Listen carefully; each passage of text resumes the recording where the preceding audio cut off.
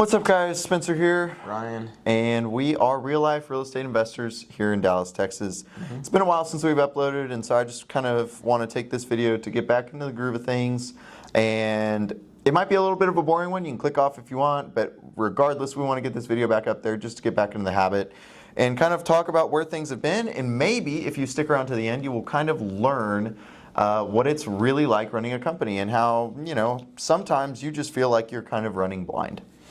And that's how I've kind of felt these last couple weeks. Yep. I know you kind of have too. Yep. And so let's just talk about how did we identify that we got to that point?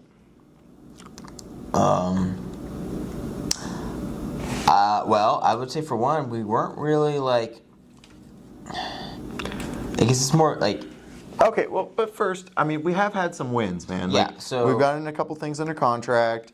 We've, It's important to note that although we did get to that point where we were kind of running around, and well, not running around, but we weren't really. We were going through the motions. Yeah. Yeah, and it's important to know that we didn't stop working in any capacity. We still got up and kind of did what we needed to do those days. It was just, as I said, it was going through the motions rather than actually expanding and growing.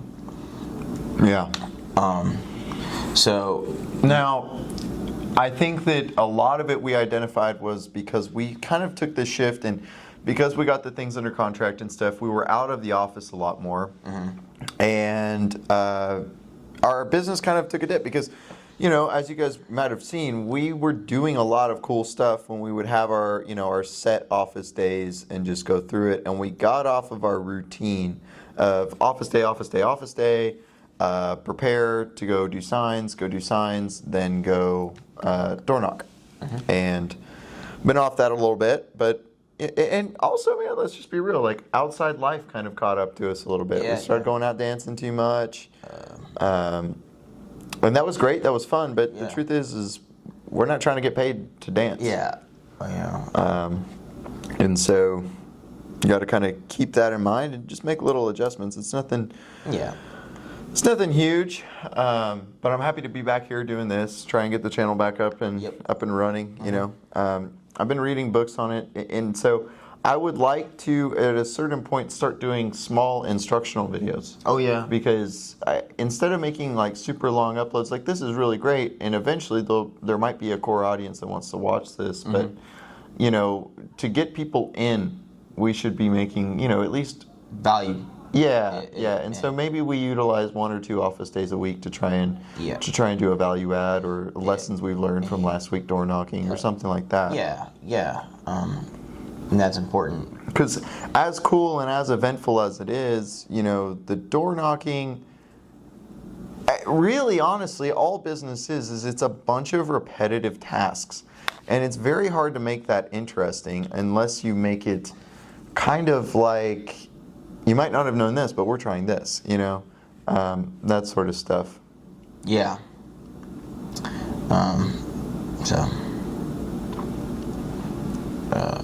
But yeah, no. Yeah. Other than like that, I mean, we had it was like about a 2-week period of just kind of still just going through the motions, and I compare it to, I mean, you could use this for anything, like for dancing. Right, you develop your skills and you really feel like you're growing, and you are, and then you hit a point where you're like, man, am I like, I feel like I'm plateauing. I feel like, like I'm just going through the motions. I feel like I'm potentially going backwards, and you're not. It's just that what you thought was technical is now the normal. Right. So we kind of hit a point where what for us at one point was like, I guess. I don't know if technical is a proper word, but we'll use that anyway. Technical became the norm. We had gotten used to it, and we were now coasting. Right, and I felt like we had such a good, tremendous push on many things that we were kind of. The other side of it too, man. The other side of it too is all the weeks leading up to those 2 weeks. It was a massive push. I mean, we were locked in. We were working. Yeah. And to be honest, bro, no matter how much stamina you have, eventually you are just going to have to kind of like chill for a little bit. But I think it's better, and I know it's hard, but I just think it's better to actually chill and recover and come back to it versus just kind of keep going at this half-mast, not recovered, not really all the way there Yeah. kind of thing. Because that's rules for rules, and rules for rules, I just don't think it's the best, to be honest. Yeah. And I'd like to do a little bit of tangent here to talk about 75 Hard and the impact that it has had on my business.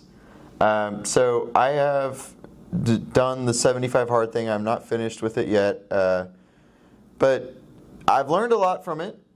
It's been good. It's taught me a lot of lessons and stuff, and I'm not really regretting doing it.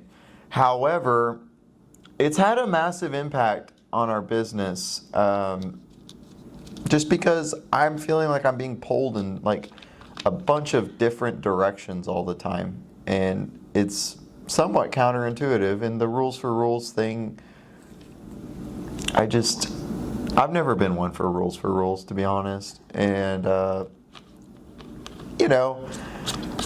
like to finish it. I'd like to get it done. But I do think that it's better to do like these sprint coasts. I feel like you go a lot further that way. I mean, if you actually look at like how to build your cardio, it's better to do a sprint and then coast. Sprint, let your heart rate come down. Sprint, let your heart rate come down. That'll build your battery.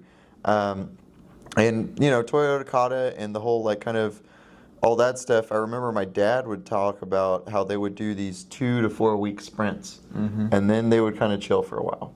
Yeah. So the week would 2 weeks of hard, intense work, and then it just ramps down for a week, and then they prepare for another one. And I would like to kind of try that when we're going back into our office days and stuff.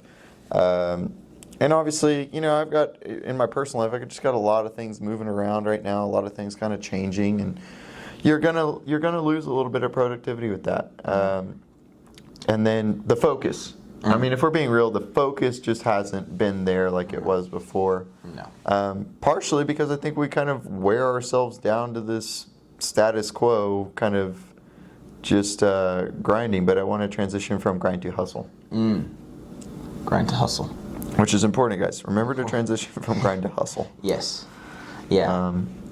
But I mean, the important part of this whole thing is actually identifying, that we were kind of in this point where we didn't have a super clear direction. We identified that, we identified the problem, and we come up with the solution. It's pretty simple. I mean, it's easier said than done. Right. But I mean, we figured out, hey, we need to like kind of lock back in. What changed between before and now, and then we act on it. And I believe it was just our adoption of extracurricular activities that kept us out a bit later. And, in turn, your rest takes a hit. And when your rest takes a hit, your mental takes a hit, your physical takes a hit, everything kind of takes a hit. Yes. And so, while, yes, it is possible to burn that candle at both ends, and, grind hard in your day and then go out and enjoy night life and stuff like that, it does actually come with a cost, and that is your performance. I mean, there are periods of time where I believe it is perfectly okay to do that, but you have to consciously make that decision and know that there is going to be a cost. No matter what way you try and slice it, being out and having differentiated rest times is going to screw with you in your week. Oh, yeah. And keeping a regular pattern, I think, is really important. And when we look at our times back, we reflected back on our times back when we were running that call center out of SMU. And, those times, we were very time conscious. Yes. And I think that lately we have been less time conscious. I agree. Now, I do believe that we have worked these last, 2 months towards target condition, and I believe that we're getting closer to that. However, I do think that getting back to, prioritizing our rest, prioritizing actual recovery for the thing that we're doing, the actual challenges that we are attempting, Yes. and not just doing extra stuff here and there. And the truth is, man, I think it's not about. And Hormozy talks about this, right? As much as I like to sit here and beef with Hormozy in my mind, he's right on so many things, and I agree with him on a lot of things. And I believe that true optimization really begins with limitation, with limiting the extra things, with cutting stuff out, Yeah. versus adding stuff on. Yeah. You know, like, and then also when you're going to. So by limiting your stuff, right? Right now, my plate is full with Muay Thai and work. It just is. It's full with Muay Thai work and trying to finish the 75 hard thing. Now, when I'm done with one of those things, a new opportunity might fill up, right? But it's kind of like the Brazilian steakhouse, man. You just got to finish what's on your plate before you flip that card over and say, all right, I'm ready for some more.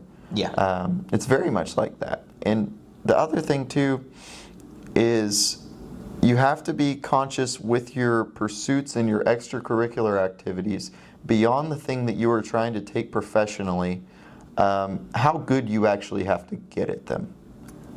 Right? And let's talk about that with the dancing, because this might be very helpful for, the 5 or 10 people that are watching right now. Yeah. What I mean by this is, so dancing, right?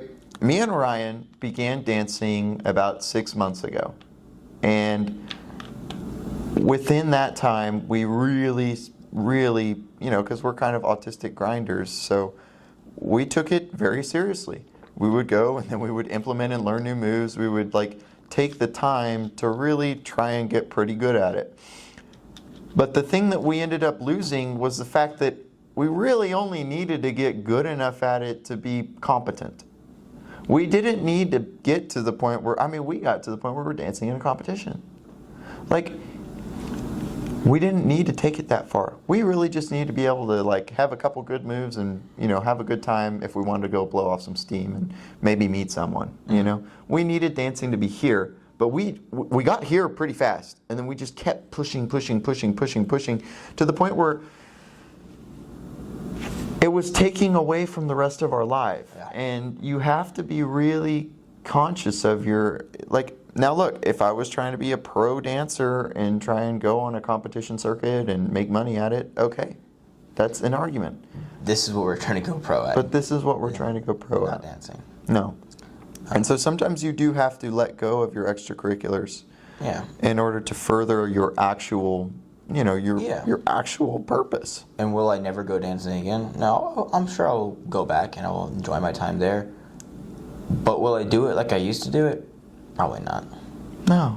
There's just no need to. And I did this for me with martial arts. I kind of had the same thing where I kind of had to shelf that part of my life with all the martial arts to open up and to do business. And there's a sacrifice that I'm willing to make. So The truth is, man, no matter how social media makes it look, you cannot go pro in everything. no, you can't. You cannot go pro in everything.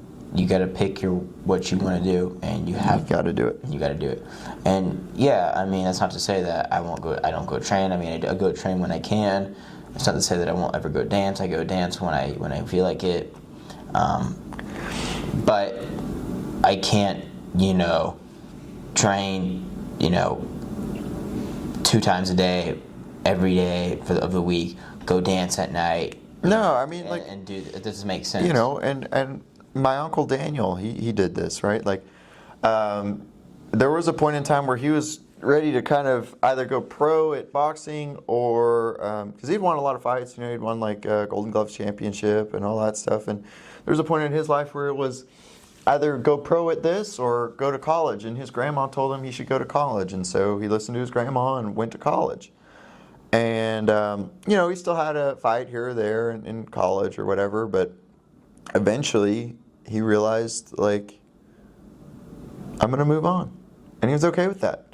And it didn't I'm pretty sure he shadow boxes every day, still. You know, it doesn't mean that you can't keep it up and enjoy your hobby and enjoy, you know, all of that. But I mean, you've got to pick your thing that you want to go at. And we've picked this, and so, you know, it does mean prioritizing this. Yeah. And sometimes you can get distracted because this takes a long ass time, dude. Like, Yeah. that's the truth, man. This is a long time. Yeah. And so, You know, that was one of the addictions of dancing was you got a faster feedback cycle. Yes, you got dude. a faster improvement cycle where you could really see the improvements. and so, let's talk about this now, right? We have also identified that something that keeps us from getting a faster feedback loop at this is us being too risk averse with our money. Yes. Too risk averse with our money. Because the truth is, you can put this thing on a fast forward button if you are willing to spend your money On the business. on your business. You can put it on a fast feedback loop. And mentally, that's harder. Because, you know, mentally you might still have some ties with your money. But the more money that you spend and invest in your business, the faster feedback you will get back. And that's money. something that I've forgotten that when I watched my dad do it, he did that. He did every deal he got, he would just pump it right back to the business. He wouldn't enjoy it. He wouldn't but if you enjoy your business, you should be putting your money in your business. You should put your money where you enjoy. Like, I would spend my money on my hobbies. I spent my money on training. I spent my money on this and that. So why not just spend it on this? And, you know, also, like, we have never really experienced the social life that we could have with this as well. No. We've never really tried to go to events or any of that, tried to network at all. So Yeah. there are some things that we haven't even really tried with this, and I'd like to identify those and experiment with those and maybe bring you guys along for that ride. Yeah. But with all that said, I mean, do you have, you know? Nothing in particular that comes to mind. I don't think things are going bad. I think they're going really good, and I think we're finding our way back. Yeah. And yeah. And, I mean- and God's been good to us, man. Like, we've been blessed. We've got, you know, a couple good things under contract. Things have moved forward. Things they're not bad at all. Like, we're making leaps and bounds of progress. Yeah. But it's just to kind of keep remembering that vision and try and put ourselves in that position every day to try and win. Yep. Yep. And that's the goal. Yep.